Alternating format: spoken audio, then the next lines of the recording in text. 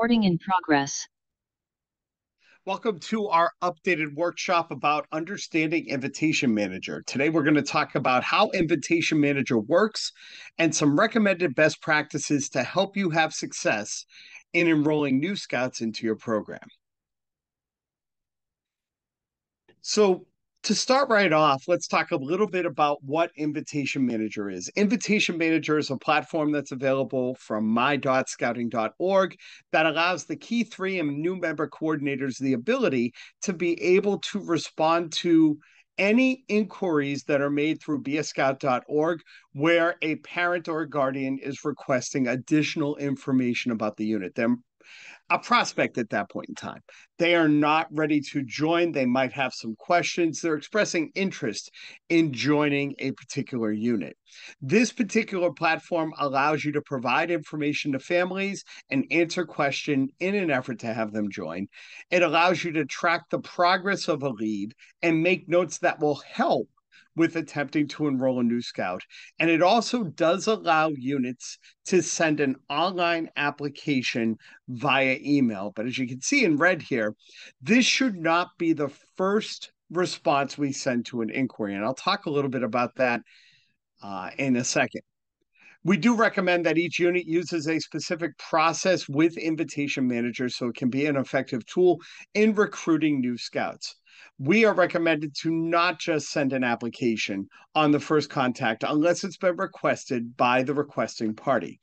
There are a couple of reasons for this. First of all, if they wanted to join right out of the gate, they probably would have pressed the Apply Now button that's located on your beascout.org pin. The other thing is when you think about this, this is a process where families are trying to get to know about your unit, and you should be also be taking a moment to get to know the family a little bit more or the prospective scout. Ask questions, get to know them a little better. Create some comfort so that when it's time and you're ready to ask them that question, can I send you an application or are you ready to join Troop 28? The likelihood of them doing that is a little bit better once they get to know you a little bit. And everything we're talking about today is a suggested workflow when it comes to the unit level. We encourage you to modify or adjust your part of the workflow to fit your unit. But again, we highly recommend to keep it in time with what our process is. But let's talk about that. Why is a process important? The cost of not following up can cost you. Believe it or not, you see here a graphic. This graphic really has some startling facts about following up with inquiries about any kind of a business, really, but this does apply to scouting. Believe it or not, on average, 2% return is usually made on the first contact. That goes up to 3% of closing it and completing an application on the second. It goes up to 5%. It doubles on the fourth time we reach out to them to about 10%.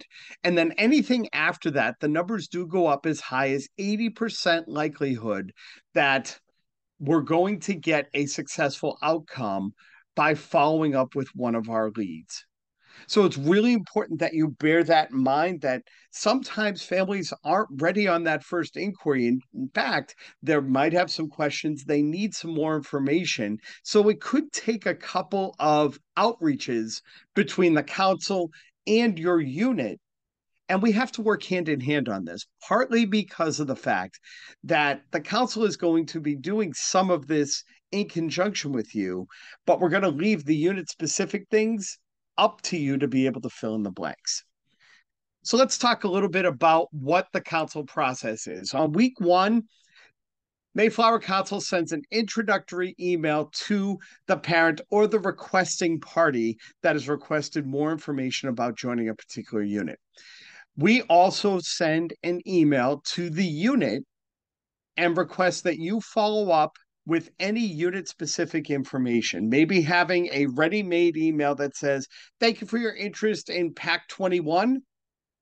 We meet on Tuesday nights at the Sacred Heart Church in Weymouth and, get to know them a little bit more. Any replies to the council email we will share also with the unit levels so that you can be informed as to what's going on. So that's what happens on the first week. The second week, Mayflower is going to send you, as the unit, a reminder to follow up with the lead. Maybe it's we're having a meeting next week and we'd love for you to come down and learn a little bit more and see the program in action. Or maybe it's did you have any questions about our first lead, our first email? Some kind of outreach. On the third week, Mayflower Council is going to do a follow up with the parents as well as with the unit to see where we're at with everything. And on the fourth week, we are going to send an application to the inquiry. Now, one thing that's really important that I do want to emphasize here is if any point in time someone says they're ready to join, whether it's on the unit level or whether it's on the council level, we should be sending an application at that point and getting that application in their hands. But to just do it right out of the gate, unless they've requested it, seems a little premature and in some cases can be a turnoff to a prospective scout or family. Let's talk a little bit about the baseline. Units should designate someone who's going to be responsible for managing this. In some cases, it could be the Cub Master or Scout Master. In the majority of cases, we would like for it to be part of the new member coordinator's responsibilities, but we can't leave out the possibility of the committee chair or the membership committee being involved. In any event, the key three of the unit, the key leadership of the unit should know who that person is and how this process works. Whoever is designated should be responding to these leads in a timely manner, once a week. Every action should be noted in the lead notes, whether it's on the council level or whether it's on the unit level, so that, let's say the new member coordinator goes on vacation for a week and someone else is filling in, we know there's something going on. Or maybe the council gets an email that's not including the unit, and we could see maybe where things are at, or maybe there's an issue that someone needs to be made aware of. We should be noting all of this in the lead notes section. Communication is very important. And the other thing that we want to emphasize is working the lead should not be a one contact process and then done. As we showed you just a minute ago in that diagram, you're going to find that it's going to take possibly 3 or 4 contacts before we have a family that's going to give us some kind of answer about whether they're going to join or not. As I said before, if at any time the application is requested, we should be sending it to them. At any time we get an opposite reaction, meaning the family has said that they're not interested, we should be taking this off of our plate at that point and marking it as closed and moving on to the next one. Okay. Our goal with all of this is to, in most cases, we want to enroll new scouts. In some cases, we're going to want to at least get to some kind of answer about if they're really interested or not, so that we're using our time effectively. So to get to the dashboard, as I said before, you're going to go into My.Scouting. On the left-hand side under your menu bar, you're going to hit the menu. You're going to scroll down to Invitation Manager. Now, if you are a committee chair, for example, or you're involved with more than one scouting unit, maybe you're the committee chair of a pack and a troop, you're going to see the units that you're linked with listed there, and you're going to have to select the unit you are going to be working those leads with. And when you get to your dashboard, you're going to see a few things here that are really important. You're going to see the number of leads that you have, the number of open leads. So any new leads, these are leads that have come in. And in most cases, if you're doing this weekly, you're going to see it on a weekly update. Opened means that they've been opened either by council or by somebody on the unit level. Down below, you're going to see the statuses, and we're going to tell you about those in a minute. You're also going to see a pie chart about how they came in. Did they come in through beascout.org? Were they manually entered, which you can do? The pie chart kind of tells you how they're coming in. That's good to also know. If you're not getting a lot through beascout.org, you may want to look at your beascout.org information. We call it a pin, and learn how to update that with some more information so that maybe you're getting more requests for information from your bscout.org pin. But let's talk about the statuses real quick. In tracking the lead, the new lead is a new lead that hasn't been reviewed by anyone. An open lead is a lead that's been reviewed and possibly responded to. A sent lead means that an online application has been sent. Pending reassignment. Every week to 10 days, any open leads are automatically transitioned to this status for review by Mayflower Council. In the majority of cases, unless a family has specified or a unit has specified, we will be sending these leads back to the original unit that was asked about in the inquiry. Again, unless the family changes their mind or the unit says to us that they might not have room for that particular scout. Maybe it's a Cub Scout den that's full or something along those lines. A closed lead is a lead that did not complete an application, and then completed means they've completed the online application and it has been accepted through Application Manager. So let's take a look at what it looks like on the lead level. As you can see here, we have a lead up here right now, and there are a couple of things that are worth mentioning here.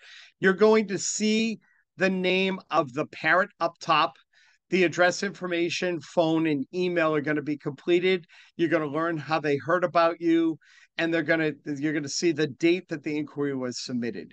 You're also going to learn about the youth, the full name of the youth, their age, their grade, and the unit that they're interested in joining. Now, if you're going to respond to the lead, click that button and respond to the lead. That's the easy part. It'll automatically allow you to draft an email, and you'll be able to do that. The other thing that is worth mentioning is this is where all of the lead notes should be put. And it's really important, again, to track this so that you can track the progress about where they might be at and be able to communicate that amongst the other people in your unit that are going to be looking at it. In some cases, you might be the new member coordinator and you might be doing all of this, but maybe the Cub Master in their day-to-day encounters runs into somebody that's applied and they want to take a look at it. They do have access to this. So it's important that you bear that in mind.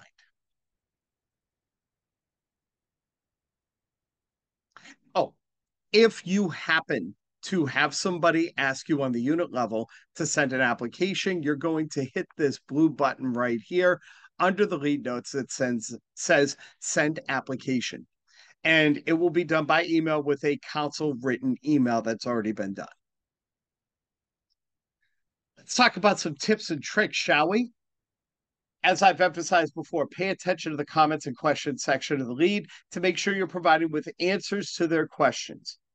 If you would like a better likelihood of somebody replying back to your email, end your email with a question. Would you like to attend our next DEM meeting? Would you like to learn more about joining PAC 28? Does your child like camping? Some way to keep the conversation going, and that leads to the next point. Keep your emails conversational and factual. Keep opinion out of it. They don't want to hear what you think. They want to know what you know so they can think about whether they want to join or not. If at any time the lead asks to join, again, send the application button. And of course, make sure that you would note every action in lead notes. Here are some more tips and tricks because these are things that do happen from time to time. What happens if you get ghosted? Let's say we get to week 3 and you've gotten ghosted, or maybe they've said they're coming to an event and they haven't.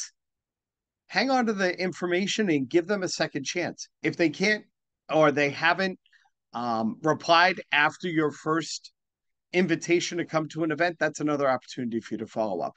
If after the second invite you have not heard anything, maybe change your tactics and try a phone call. Or send them a very simple thanks for your interest email. And remember, a scout is courteous and kind.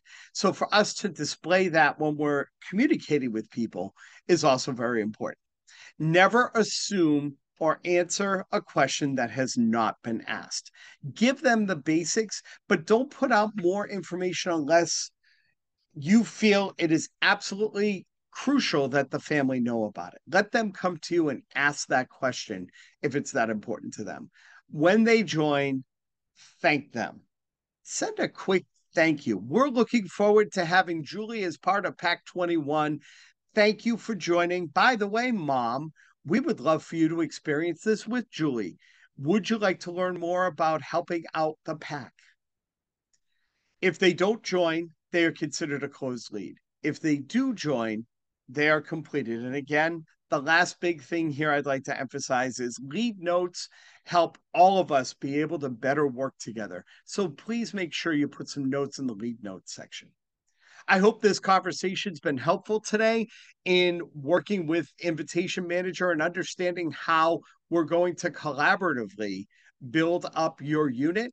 My name is Rob DeFazio from the Mayflower Council. Thanks for watching.